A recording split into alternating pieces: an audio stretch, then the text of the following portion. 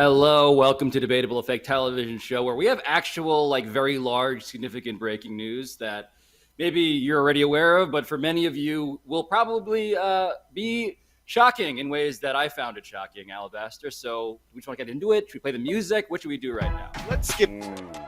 Happy Monday, Pablo. Happy Monday. And David. Yeah, I'm here. Hey, guys. That is David Dennis Jr. That is Izzy Gutierrez. And there'll be fun to be had on the back end of this. I promise you that as a fake television show that debates nothing. But first up, Alabaster, let's get into something that I really want to talk about. Yeah, let's just get right to it. My question for you all is, what's your reaction to the news that Deshaun Watson has been suspended for 6 games? It makes me feel gross about being a guy who's about to watch a lot of football for many, many months. And I hate to make it about me, but it's gross. And that's how I felt initially. Oh, this is going to make all of this feel worse. And it feels like, to be very, very blunt about it, guys, it feels like not enough. 6 games feels like not enough. I allow you now to jump in and explain why that feels that way to you if you agree. But to me, I was expecting a full season, was ready for maybe 10 to 12 games. And even that math in a fake criminal justice system that is NFL punishments, this 6-game sentence, so to speak, which can be appealed, we'll talk about that in a second, that felt like not nearly enough. Yeah, so NFL is a broken system, morally bankrupt, broken system. It's a broken institution. And, I've seen a lot of people say this morning that the NFL failed at doing something, failed at what they were supposed to do. And I want to push back on that because failure indicates that you have a goal and you did not reach that goal. And we don't have any indication of the history of the NFL that they ever have a goal of standing by women, of supporting survivors, of making sure that things like this don't happen. Their goal is to line the pockets of their owners. And they're doing that. They are succeeding in the goal that they have. Deshaun Watson is going to come back. And even like you said, we'll discuss if they appeal and this goes back to Goodell. Even if that happens, we're just and he gets this right, we're sort of just instituting the authoritarian regime that sort of was in the NFL before that is going to, even if he gets this right, is going to lead to him getting a lot of other things wrong. And, I'm not sure the NFL they've been saying they wanted this to be a year suspension or an indefinite suspension. But then we're going to have to talk about how much does Dan Snyder get suspended or what happens to the Texans. There was no way that the NFL was in any way prepared or, equipped to do anything for any of these women. And they're not even talking about any of these women. They're talking about what looks right or what doesn't look right. Well, it's such a systemic problem because, and the timing of it is interesting because if this would have happened, however many years ago when Roger Goodell was first brought on, he probably would have penalized pretty harshly and gotten away with that because it was him deciding and not an arbitrator or an arbiter. But now it seems like in this sort of cycle of where we are, it's well, they can't apparently because of the evidence. Even though there is enough evidence to say, wow, that's pretty gross. He did some things, just the fact that he only has to use team approved or team assigned massage therapists from now on. That's the type of penalty that makes you say, okay, then what did he have to do or what did you have to see to then further punish him? So the idea, though, to me, I think in the overall, before we get to further details, is just this whole concept of somebody was going to sign him, somebody was going to be that sort of franchise that made this error, if you will, and forced us all to watch. Do we have to be in that place, honestly? I understand all these owners who want to compete against each other, but they are also the owners of billionaire products who are never going to fail. They could go 10 years. I'm a Miami Dolphins fan, or at least I was growing up. It can go decades of irrelevance, and it is just going to continue to raise in value. So why do we have to do this? I do think that at some point, some teams, all the teams, I don't know how this is going to work out, but somebody has to just finally say, okay, we're going to be loaded and have a lot of fun with this anyway. I don't then have to sell my soul on this side. So I want to explain how it is that we got to soul selling in this iteration of the justice system that we're describing here. Because David, as you alluded to before, once upon a time, Roger Goodell was the judge, jury, and arguably the executioner. It was just him deciding these things, and he had a heavy hand and was criticized for it, rightfully so. Now the NFL and the NFLPA has collectively bargained a new approach. It's a hybrid model where Judge Sue Robinson is the judge, literally, and the jury. She is the person who is going to hear a case. She heard the case of Deshaun Watson, and she has made this ruling that can now be basically appealed by Roger Goodell. And Roger Goodell now is sort of an appeals court. That's how Pro Football Talk, I believe, put it. So this is a new system in which Roger Goodell still has the ability to increase the punishment that has been levied. But I want to point out that Judge Sue L. Robinson, this is her first case. This is the first case in a new system. And so part of me just wonders, like, did she think this was a lot of games? Because the stuff that Izzy, you're outlining here, right? She said there is a pattern of behavior that was, quote, egregious. She also then noted, confusingly, I would say, that behavior was nonviolent sexual conduct. But even still, you raise questions about what does violence entail in a situation where there's a dynamic, as has been reported wildly. And again, the reporting has been, broadly speaking, dozens and dozens of women. The New York Times said 66 massage therapists. The NFL apparently presented 4 cases, maybe accounting for some of that discrepancy. But this is a mess. This is a mess that now the public, it feels like, again, without overstating things, it feels like the conventional wisdom now is among people who feel this way that, wow, Roger Goodell needs to come in and like make this right. Which is, David, you said, feels pretty weird to advocate for, but that's kind of the corner that if you care about this issue, you feel backed into advocating for now. Well, I mean, this is the problem with broken systems. Like I write about social justice, things like that, and the criminal justice system is just as broken as this. It's a microcosm of that. And to say that Goodell needs to come back, yes, okay, Goodell could come back in get this right, say it or for a season or whatever. But that is just giving him the type of power that he already had to get a lot of other things wrong. So like it's the broken clock is right twice a day type of deal where it's setting a precedent that is bad. Again, that the NFL has no, ability to carve out how to make these things work. And, when you get to Sue Robinson, there's one thing that needs to be brought out about Sue Robinson is that according to the New York Times, when Deshaun Watson was reaching out to these women, he was, a lot of them, or a few of them, he was saying, I want to support Black business, right? Which indicates that he was doing this to at least some population of Black women, right? It is a population that is the most ignored, disregarded population that we have in this country. And Sue Robinson is a white woman judge, right? And we have another precedent in this country of white women judges who rule against the interest of Black women, even though that is against the interest of women overall. So the idea, like we know that Black women get, you look at them as older than they are. You look at them as more, able to endure pain. And so when you say things like non-violent sexual conduct, that falls under that umbrella. And I think Sue Robinson's own ability to, judge or place, some sort of judgment on what happened to Black women needs to come under the microscope also. Well, Izzy, well, here's my problem also with Sue. I'm sorry, Pablo, with the ruling here in terms of like setting a precedent or not setting a precedent or going by precedent, right? Going by the NFL law, or even in that previous card where it said, similar responses for Ezekiel Elliott case and a Ben Roethlisberger case in which there are also no criminal charges. But this is not the same. This is so unique in the sheer number of cases. Already 23 cases settled with Deshaun Watson, 30 settled by the Houston Texans. Right. This should be an entirely different level of prosecution here when it comes to the league and Deshaun Watson, because it appears unprecedented. Well, no, and to speak to what both of you guys just said, there is now, like, the official outcome of all of this beyond the sentence is that there is now a noted lack of confidence in this justice system. There is a noted lack of confidence in Sue Robinson as a person who can take in all of this. Again, look, we are not the judge. We are not the person who is in the room. We do not see the evidence presented. All of that is true.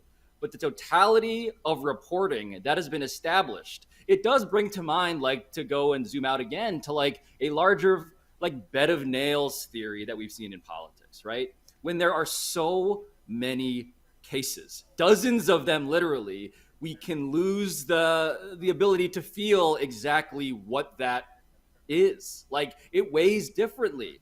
You know, You if lose this all was perspective on it. you lose perspective. If this was one woman, if this was two women, three, in some order, it would have been, I think, processed differently, both as a matter of procedure and as a matter of emotion, Alabaster.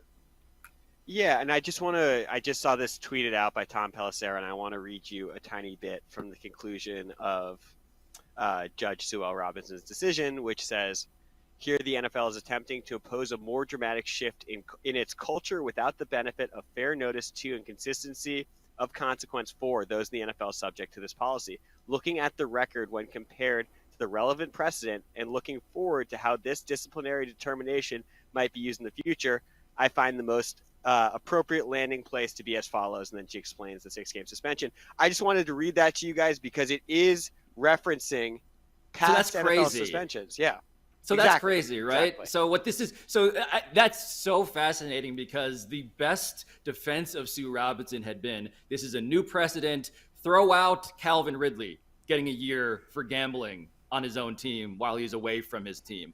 Throw out Ben Roethlisberger, throw out Ezekiel Elliott, throw out all of these guys, right? The PED suspensions, throw out Josh Gordon. But she's saying that she took that into account, and this is where confidence just goes down the drain even more. And isn't that where Roger Goodell's potential appeal, like, it seems fairly strong? It's like she is basing precedent or calling upon precedent for her ruling. It's unprecedented. Let me show you the numbers. Let me show you what we've done in the past. And so I think, if for nothing else, if to show that the league is attempting to go in a correct moral direction, he has to appeal. Even if he knows going in that there will not be a victory, it feels like he has to appeal. To just let it sit there and say, okay, the NFLPA warned us that we should probably not appeal on this and listen to this ruling, it doesn't make any sense. The ruling itself, the way it's worded and the way we've seen penalties in the past doesn't make any sense. It feels like there's a proper appeal here. Yeah, I mean, but that sort of goes under the belief that Roger Goodell wants a longer suspension. I mean, the NFL, if you are talking about branding yourself, right, you can stomp your feet and say that you really want an indefinite suspension 3 months ago, and oh, my hands are tied because of this Sue Robinson thing. But, you know, does he really want this long suspension? Because if you give Deshaun Watson the suspension, people are going to ask, and rightfully so, what about the Houston Texans, right? What about the NDA that was allegedly put in his locker? What about the settlement that they made? What about Dan Snyder coming down? So I think it's easier to say, oh, man, we really wish we had this 1-year suspension. Shucks, we didn't get it, and then move on. So skepticism is warranted, right? And it sort of begs the larger question of, like, what's the NFL's actual goal in any of this? I mean, the most fair and also, I mean, realistic, I was going to say cynical, but it's realistic perspective is that they want this PR problem to go away. They want women who want to watch the NFL. They want people who feel grossed out, who want to watch the NFL, to feel less grossed out, right? So how do you get that? Do you then appeal to their sense of indignation here, rightful indignation, saying that 6 games for somebody that you're not going to allow to see massage therapists outside of your team, outside of your employer now? Like, you're going to have to make some appeal to them if you want the PR shock of this to be mitigated. And so how does this unfold from here? I think that's always the North Star, right? What is the best thing for business? Because you could argue, like, and this is the crazy thing about all of these. Anytime you try and make this facsimile of a justice system, right? You sort of wonder, like, what if this was an actual, like, normal job? You know, like, Deshaun Watson would not be employed. I understand How about why if he just is, played a different position, Pablo? or a different position. Would the entire world going to back him in preparation for this? Would a team have signed, I don't know, the 5th or 6th best defensive tackle in the league to a small contract the first year, preparing for this fine, setting him up to not have to, deal with too much of a penalty, and then guarantee him all the money in his contract? No way. And would it have happened perhaps to another team that wasn't as desperate? Or there's probably a few teams that are as desperate as the Cleveland Browns for success, but one of those teams. Would it have happened if that was not the case? Probably not. It's just so gross and so hard to deal with because, like, if I'm an NFL owner, if I sign and I just buy a franchise, hey, I'm the owner, what's the first thing I'm going to say on that podium? Look, I'm going to be the owner who is not going to sign the dude that's got all these potential issues, who is not going to settle cases with 23 women and I'm just going to turn the other way. It's not that even of a high moral ground. It's below sea level. Like, it's absolutely the easiest thing to do is set this precedent. How about, speaking of setting precedents, how about we just set new ones and moral ones? And I know that we basically are going to have to wait for this group to die off and hopefully wait for another one, but it's sickening to me. Like, I can't imagine being a woman in this world. I'm already close enough to it as a man, and it's just like, it makes me absolutely sick that there's no support for half of the population almost all the time in this country. And I mean, the thing is, the precedent has been set for the NFL to get people out the league. They did this to Colin Kaepernick. They didn't have to do a press conference. They didn't have to do, this big, they just got him out the league. They get players out. The NFL self-regulates all the time. This has been my thing from the beginning, is that before you even get to the point of needing the NFL and the independent judge and all that stuff, locker rooms get people out of the league all the time, formally or informally. Why there's not openly gay players in locker rooms? Because it has been made, apparent that we don't want you in these locker rooms. Like, they do this all the time, and yet either they are, like you said, they're willing to win at any cost, or a lot of people, and this is going to have to be something that we have to address also, there's probably a lot of people in those locker rooms and in those front offices that don't think he did anything wrong. So that's well, there was a lot of people in that Houston Texans locker room that knew the reputation of Deshaun Watson when it comes to these massages. This is something I know secondhand, but there are people that knew in that locker room. So this is not like a big secret over there. This is accepted until now, until these details come out. Then we're wondering, hey, maybe these people will reassess. But it's a very good. I still think that there are people, even knowing the facts, the way that we look at massage therapists, the way that we look at women, even if you believe that he did everything they said, do not think that Deshaun Watson did anything wrong. Yes, there is a large number of people who believe that, and they work in this business. They are in locker rooms. They are the casual fan watching football. I mean, let's not be naive to the degree to which, yes, I used the word conventional wisdom before. Let's not be naive to the idea that this case has been framed and muddied in such a way that the reporting in the New York Times and at ESPN and other outlets, right, which tell you that Deshaun Watson acknowledged that there was sexual activity in these sessions, that he had to apologize to some of these women, that there's at least one woman, Jenny Vrentis, the New York Times reporter interviewed, who did not seek a civil lawsuit or a criminal lawsuit, but spoke to her on the record about this, that there are people who are not in it for, quote unquote, the money, that there are people who just felt victimized, right? And that, to me, is exhausting to stand up for yourself for that long. Yes, and it's exhausting to have to go through all of these cases, Izzy. And again, the New York Times reported he went through 66 massage therapists, right? We know of 23 settled cases and 30 settled cases by the Texans as an organization. Like, at a certain point, what's most disheartening to me is that those numbers don't seem to mean anything. And again, I acknowledge 4 cases presented to Sue L. Robinson in that courtroom, right? 4, not 23, not 30, not 66. But the idea that all of those cases came down to these 4, and that resulted in 6 games, which was the best case scenario for the Cleveland Browns. And as you pointed this out, right, David, the way they structured this contract was in anticipation of a scenario like this, right? They put all of his money into guaranteed bonuses. The salary for this year was $1 million. He's going to lose a small percentage of that. 1 division game. So as a punishment, it feels tragicomic in its hollowness. Yeah, the fact of the matter is, if you're a woman involved with an NFL player, you are less safe this morning than you were yesterday, and you were moderately safe. Like, if I'm looking at this and I'm thinking, I can do something to 1 or 2 women and miss a game. Like, that's the calculus that can go through somebody's head. If you can look at 23, 24 women and miss 6 games, there is a calculus that goes in about what kind of abuse you can get with get away with in the NFL. And this is something that it lays at the feet of that NFL and that shield that they have to deal with, because something else is going to happen. Heaven forbid, something worse is going to happen. And there are precedents that are saying that it is okay for these men to do this. Yeah. Man, I have not, like, that's the first time I've heard that in that context. And that is absolutely jarring, because it's absolutely true. Because there are people probably privately pumping their fists saying, things that I've done, never even going to come close to get in trouble about. Right. As a matter of precedent, yes, the math of this, Alabaster. I just don't know a way around this. I don't know a way around feeling honestly like, please, and again, I get the fraught nature of this, but please save us, Roger Goodell, is a statement that has crossed my mind today, and it's also gross in its own way. Like, to me, David, you mentioned something before that is I think right and also jarring, right?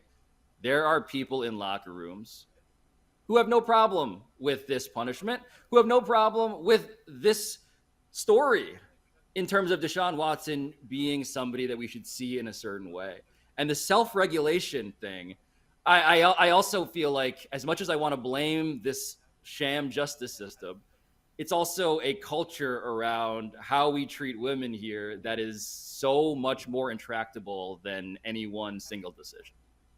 I mean, locker room's full of girl dads, right? Like, are like girl dads? Y'all are cool with this? Like, what's like a couple days ago, there were little kids who were at the mini camp getting the signed Deshaun Watson cleats, right? Like, what kind of parent brings your son to do that? Like, we can talk about being a parent. A lot I've been hearing guys all day on TV. I have daughters. I don't want them to go through this. Well, you have sons, right? Don't you want them to not do this to people? Like, don't you want to raise sons who don't do this to folks? And to bring your child to this and have them get signed, like, this is rape culture, right? From top to bottom, from the judicial system to the employers, all the way down to the fans themselves. Lack of representation within those front offices. Yeah, right. Exactly. And the inevitable difficulty of a sexual interaction in this context not being a thing where you can say, oh, here is the evidence, lock them up. It's never that simple when it comes to sexual assault. I just have one more thing for this topic, and that's, the NFL didn't make this decision, but this decision, I think, banks on a level of apathy from fans, where whether it was Judge Sue Robinson or whether or not Goodell appeals, it's that they view the NFL as this like unbreakable beast, and more viewers will watch, and more viewers will just still watch Browns football and Deshaun Watson. And obviously that dehumanizes the victims of his alleged sexual abuse to a ton. But what I'm wondering is, at what point will there be a tipping point? Because if I was a Browns fan, I could not come to grips with the fact that Deshaun Watson is my quarterback. It'd be disgusting watching that week in and It has to be beyond the fans. It has to be just the people who work in the organizations are going to have to be above the. They're going to have to find their breaking point. They're the ones, like you said, and I said earlier, who are going to have to recognize the NFL is unbreakable. You could put 30 XFL teams out there, and everybody will be like, "Wow, that's really good," because the production and everything else. And so it's just like, when they realize we cannot fail, they will have to choose good over evil. And they just had not enough owners or not enough organizations have made those choices, period. I mean, that's part of what makes you rich enough to be an owner, like to be a billionaire. Yes. Like, there's this level of moral. That's why it's so easy to do it. Yeah, or decay. Like, there's like, nobody, these owners have stood by quiet with Dan Snyder. Like, they could get him out of the league this entire time, and they are just fine with it. Like, there is no standard of moral, in this league that indicates that these people want what's best for anybody but themselves. Yes, there is self-interest above all else. And I don't think it's absurd to suggest that part of the upshot of this sentence is a lot of owners being like, okay, probably going to be good with our starting quarterback for a while. Just thinking, like, what's it going to take for their guy to get out? And it's like, no, the bar, I mean, there is not just moral cover, there is procedural cover here. And for me, like, I the way I started this whole thing, right? I'm about to watch a lot of football. I say that with a dirty conscience. I don't say that proudly. I say that with a dirty conscience. And you're not going to stop at week 7. The NFL is an inelastic good, Izzy. Yes, you're not stopping at week 7. And if you're a fan and you want to self-eject, God bless you. But just know that, yeah, the business is not going to You feel have to this. continuously, like even the fans who feel strongly about it, they do have to keep that pain sort of sharp and just continue to remind people. I mean, I know the journalists are going to do it. I certainly know the women in our field are going to do it over and over again with Deshaun Watson, and so should the fans, to the point where, maybe they drown out, the nation of fans drown out that, real core of Cleveland fans who are overlooking this thing. And maybe the NFL says, hey, maybe we are in the right place to occasionally, in extreme cases, choose morality over business. And I don't know if this is going to be the one. I don't know if the appeal is going to happen or if it's going to work for Roger Goodell, or if the fans are just going to die on this one like everything else, It's not even going to be at the halfway point of the season, which is on a Wednesday now. The halfway point of the season, he will already have played, 2 games? And we will have forgotten about almost all of this. And we're just moving on, powering through. Back by October. But this is where we turn the lens towards ourselves at ESPN as an institution. Like, how do we go? Like, I think what ESPN has the Browns Bengals game. So, like, what do we do here? Are we going to just run Deshaun Watson highlights for the game? We're going to ask our female sideline reporters to stand near him and hold a microphone up to him and talk about his 350 yards and 4 touchdowns. That's a great question. Are we going to come on Debatable and say Deshaun Watson threw 400 yards? How was his on-the-field performance? Because that's what we say about Ben Roethlisberger and people like that. We don't want to talk about the other stuff. Like, how are we going to address this? I think it's going to take, because we talk about this rape culture, the media is a large part of that, and we have to figure out where we the severance situation. We got to avoid the severance situation. Right. We got to make sure that off the field actually matters on the field. Between those white lines, those aren't sort of some antiseptic field where everything goes away. Like, it matters, and you're watching it. And I don't know how to remind people of that every day when, the action is amazing. I mean, look, you got to cover the story journalistically. You got to cover the truth of the story. And also, I hope, like ESPN, any rights holders in the position to also acknowledge that, like, maybe they're not going to feel it on the bottom line this year. Maybe they're not going to feel it in the bottom line ever. But the point is, there is a significant number of fans who feel like this game is no longer for them, right? Whether you're a woman, categorically, whether you're someone who's bothered by this, categorically, it's really hard to explain this story to someone else and come off seeming sane. Right. It just, because the NFL isn't the only sport to empower men to do these things, to feel really, entitled, but it seems like it does it the most because it is the most popular, because it is the most physical and the most. Izzy, whether or not it does it the most, it's the most important cultural institution in the United States. And it's not close. Nothing else is as big as this. Nothing else is as influential as this. Nothing else is a town hall where people across the aisle, across cultures, gender, race, where everybody gathers together in a monoculture like there used to be and watches something. The NFL is that, which is why I think it's right to care about this and to hold various feet to the fire, even if you know in the end that you're basically just playing music as a moral ship is sinking. Yeah. It's also why I will promote pickleball until it becomes more popular than the NFL. We no longer have this problem. God, Alabaster, sport for everyone. Alabaster, you went on pickleball? Pickleball's super fun, but I need to make one more comment and have this go on one tiny bit more, and that's another piece of this conclusion from Judge Robinson. And it's worth noting, Deshaun Watson has never showed any remorse for any of this. And I know that might be strategic, but like, talk about feeling unsafe today and moving forward for fans and women and around the NFL. This guy never showed remorse and got $230 million guaranteed from it. So, like, precedent moving forward, that's a dangerous one. What the Browns did, David, is disgusting in ways that absolutely should be discussed. Alabaster's right.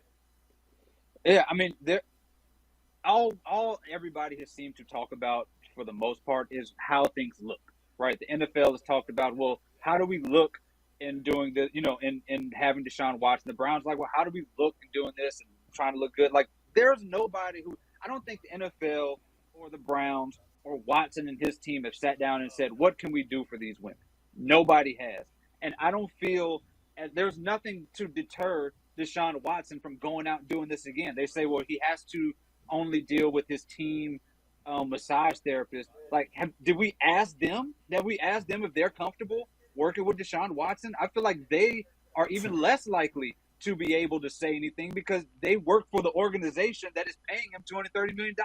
They are in jeopardy. They are, at risk of having something happen to them. Like nobody cares about these 25 women or 66 women or any amount of women who Deshaun Watson does this to or anybody else in the NFL does this to, and there is no concern for it. So, like, why would he show remorse? He's not been... Right, because a process happened, and here's the result. So there is no looking for nuance. There is no looking for, further truths or anything like that or middle ground. Nope, those are going to be the most obnoxious voices. Deal with it. He went through the process, only got 6 games.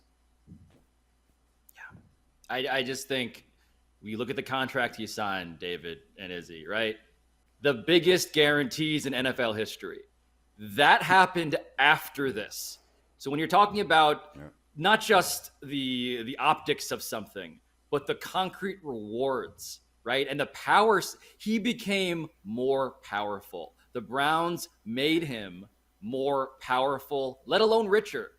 And that power dynamic is the thing that he wielded. No, but it's the thing he wielded over all of these women, allegedly, right? Like, that's what's extra sick about all of this, to David's point. And the way they set it up is, if he had gotten the year, you're still feeling gross. Yeah. Like, this whole fight is for, like, 60% of one NFL season, because he's still getting his 200 and whatever million guaranteed afterward, and was still and after that 1 year, then you're definitely supposed to say, okay, he's good, he's paid his price. And it's like, would that have felt better? He only got the $1 million penalty because of the way they set it up. It's just all so disgusting. I want to go on a slight tangent here. Is I don't want to hear anybody else talk to me about cancel culture. Like, don't talk to me about how you can't say or can't do anything or your career is ruined. 24 women, $230 million. I don't want to hear about it anymore. Yeah. That cancel culture casket is a pretty sweet place, it turns out. Oof, that was a heavy first dish. Yeah. Hard to pivot from Watson, but we're going to go to what are the chances. We're going to talk about the NBA. And the NBA offseason, it's beat reporter season, it's speculation season. And Brian Lewis, the beat reporter for the Nets, who works for the New York Post, is speculating that KD's trade request could be part of what leads to an impending lockout. And my question for you all, what are the chances that KD's trade request is bad for the rest of the NBA players? Honestly, it's a great question. And if I'm, I don't know, Izzy, give me the name of who's like the Gabe Vincent. If I'm Gabe Vincent, I was gonna say, give me the name of a bad Miami Heat player I can make fun of. But wow, you said bad. I thought we were going to a good place. He was all right. He was fine. If I'm Gabe Vincent, or if I'm a Gabe Vincent, right? Not feeling great. Not feeling great about this. It does feel like there's momentum, right? There's momentum because the notion of a guaranteed giant supermax contract being able to be essentially broken a year or two in, that does feel like the thing that owners are going to push back very hard on. And KD didn't pioneer it. Ben Simmons was before him, Izzy, right? Like, there have been guys in the past, but this feels like the straw and the camel's back. It's the tale as old as time, right? That's team owners trying to figure out how we can keep our guys and how they won't have as much power, whether it be Shaq leaving Orlando or LeBron or whomever. It's that same story, and so they're trying to figure out if they're really pushing the boundaries here. Ben Simmons asking for a trade with that many years left on his contract. Kevin Durant, arguably the biggest, best player in the sport, doing the same. They have pushed the limit. Now we have to push back. I don't know what that's going to take. It's going to take something probably wildly creative. Like, you're probably going to have to look at other leagues around the world to really figure out a system where you're not paying out the wazoo while still being able to keep your own guys. And so I don't know if that's maybe shorter rookie contracts where the second one has to be, can be significantly longer, where you're basically putting the pressure on the franchise. Look, you got 2 years to prove it to this guy whether this franchise is for him. Otherwise, he's going to go. And then, maybe you get some sort of reconciliation or something when if that player leaves, maybe you get an extra draft pick or something like that. But they're going to try to find creative ways to get guys to strictly honor their contracts. And largely because it is the bigger names are now going to feel absolutely not tied down to their contract whatsoever. You just cause a big stink, you have the power. So yeah, this is just the next level of that, sort of constant fight. I'm gonna go with a 10% for now because Kevin Durant hasn't really done anything yet. He's requested a trade. Stars have requested trades before. Kobe requested the trade. Pippen requested the trade. Stars have requested until he sits out and actually forces the Nets' hand. Then we're talking about something that people are going to freak out about. But if he's going to still, go on the court at the beginning of the season, it seems like that's what your contract is there for. You can complain and say all you want, but if you're still going to play, you're still doing the contract is doing what it's supposed to do. Right. So I'm going to go 25%. I think David raised a good point. Right now, it's looking like KD is going to be on the court. Kyrie's going to be on the court for the Nets. I think the thing that they're going to be asking for, to your point, Izzy, in terms of these CBA negotiations is something that's going to be brought down by another arbitrator, and that's the Ben Simmons case, right? How much money can he recoup, right? Because he had mental health reasons for sitting out. He did not play a game for the Sixers. So what does he get back? And I think the financial penalty of not playing, the weapon, David just said it, the weapon that all of these guys have is not playing. I'm not going to play unless you trade me, right? So what can you penalize these guys contractually for, financially? That to me is, that's going to be the biggest domino, I think. I think that's the wrong way of thinking. I think that's the way we've been going this whole time, is trying to find more ways to penalize them. And they're just being, emphatic and saying, look, that's not, as you mentioned, this is not my, especially when you get to the level of Kevin Durant, this is not my primary source of income. Go ahead and take that money away from me. I can play till I'm 39, 40 years old. If it takes a year of me pouting, cool. I've got a couple of, championships. I've got an MVP. I'm the god. I'm set. I don't need to play for Indiana or Sacramento or Toronto or anywhere he doesn't want to go. So I'm going to say 0% that it's bad for the rest of the NBA players, because whether you get to a point where, a lockout is held, as was suggested in this story today, the lockout is eventually going to be held because of this issue, there are still going to be people fighting for the player side, and the players are not going to lose all of their power. And if they end up in a situation where it is organized in a way that some of these other teams can benefit, some of these other teams can keep their guys for longer and maybe flourish, then that helps everybody too, because there's more destinations that are sold on being able to win, that are willing to pay and are willing to and have income as a result. And so I don't think it's going to be bad for the players, because they're looking at Kevin Durant and says, if I were in his position, I would probably want to do the same thing. Well, hold on though, but there is a difference, David. I would argue that there is a difference, right, between Gabe Vincent and Kevin Durant. The idea of a union sharing the same interests is a farce. The idea that you have the superstar class having the same interests as the middle is not. No. If there's any shot at a lockout, I guarantee you that Gabe Vincent feels differently about his ability to weather that financial storm versus what a Supermax player can. I think, back to your earlier, I think the actual battlefield, and you mentioned this earlier, is Ben Simmons. I think that's where we're going to see the big fight, arbitration fight and all that stuff, because not only we talked about him sitting out, I think we're also going to have to talk a lot about what they're going to try to put some parameters on this mental health thing, and that is going to be an impossible battlefield for anybody to win. Who wins that? I mean, how can we prove that Ben Simmons, I think the owners are going to try to put some sort of measures to determine if you have mental health issues, and that's where we get to this tricky ground where there is going to be no solution for it. Yep. It's a fascinating, messy exercise. How do you define when mental health is defined by self-disclosure, right? You raising your hand and volunteering personal information about yourself. How do you validate that with a third-party arbitration? It's almost impossible, and it's just going to guarantee, a whole other discourse that I'm already dreading participating in. That's not dry erase, right? That's a Sharpie, right? So there's no like making mistakes on this board in this game. I mean, like, I can't you can change my answer tattoo to nightmares. 1%. No, you can Alabaster can tattoo nightmares. Fix your bad tattoo. Here, Alabaster, make that 0% a 1. What you got? Okay, Thank you. sure. That's just as easy as this. 1%. Wow. Okay. Wow. That's a I like bad it. tattoo nightmare solution. I'd like to say I'm the Gabe Vincent of this show, so I'm very happy with this. If only I had the ability to weather financial storms like Gabe Vincent. If only. All right, guys. I got another one of the chances for you, and I have a video on this one. What are the chances number 69 plays an important role in this drill? Let's watch.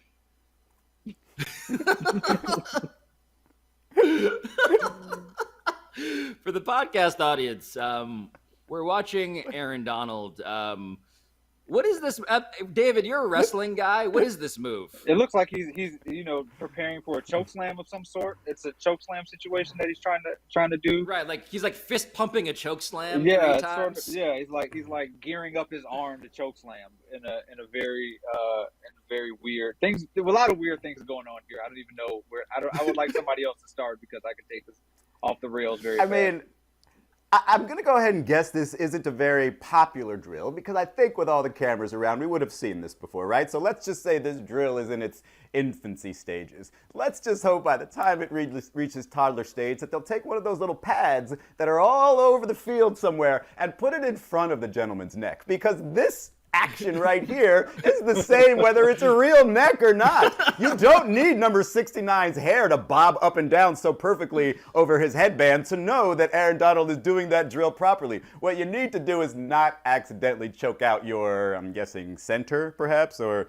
I don't know, the lineman off the practice squad. You don't need to accidentally choke them out. So let's just hope this drill evolves a little bit. What about the torso thing that you punch? You know, the workout torso. Yes. Like, can you just put the That workout dude. torso on the field and just grab his neck and you can put a wig on him if you need the hair thing to make you feel like you're doing what you need to do. Just put that on the field. Maybe make one that vibrates or like breathes in and out so it makes you feel like it's a human. But 69, I don't know if we've mentioned his name yet, but I don't know what he gets paid. I just don't think it's worth that. I think you guys want to. Don't do it, Pablo. Don't do it. You guys want to invent a plastic torso with a wig on that vibrates? Those are more expensive than the workout ones. I think. Yeah. Occasionally, like heaves the chest too, in and out, just to. I got news for you. Those have been invented already. Yeah. Oh. I'll DM you a website if can- you're interested. You can use my code for 20% off if you want. Yeah, just go on incognito mode. Yeah. I'm gonna go 100%. 100%. Because who else is? I mean, you're saying someone else is there who's gonna do this? I feel like number 69 understands his role in the hierarchy. But what is exactly like Aaron Donald gaining from this? Because it's not like 69 is pressing, right? He's just standing. He's almost giving a little bit. Why? Because he doesn't want to die at the hands of his teammate. And so, like, what is he gaining from that? Like, just a chucking of somebody who's not pressuring you. Pablo, Can we say his Master? Can we get his name, please, instead of saying the number? Yeah, I'll look up his name in a second. But Pablo, I just want to say, huge personal growth from you that you gave 100% to 69%. And his name is Elijah Garcia. He's an undrafted defensive lineman. Of course. Trying to make a name for himself. Leaving a chair open I'm- for him. I mean, I've got to go with 6.9%. Because Wow. I just can't imagine he's helping at all. I'm going to go with 20% because that's the discount if you use my code to get one of those vibrating dolls. Code DDJ. My referral code, yeah. They're a doll to you, but to some other people, they're basically a person. How do you approach Garcia and say, "Hey, Garcia, like, welcome to the By the NFL"? throat, I believe. Yeah, I guess you approach him. Yes. I got good news, bad news. I got good news, bad news. Good news is that you're all over ESPN today. Bad news is you're about to be replaced by a, with a stronger neck is going to That's right. be a replacement. Somebody with worse hair. Yeah. well, somebody. Technically, the plastic is made such that it's a body. That's true. Okay, that's enough. We'll move on to one more. Vibrant, Got to. huh? It's a whole culture in Japan. I don't know why you guys are freaked out about this. Not. I'm That's proud. good. I'm very proud of you for how you handled that topic, Pablo. It could have gotten a lot worse. So well done. Talk Gross. about body pillows next. One more. We have a video and then a tweet about it. What are the chances that Josh Allen should be proud of his camp performance so far? Ooh, let's watch.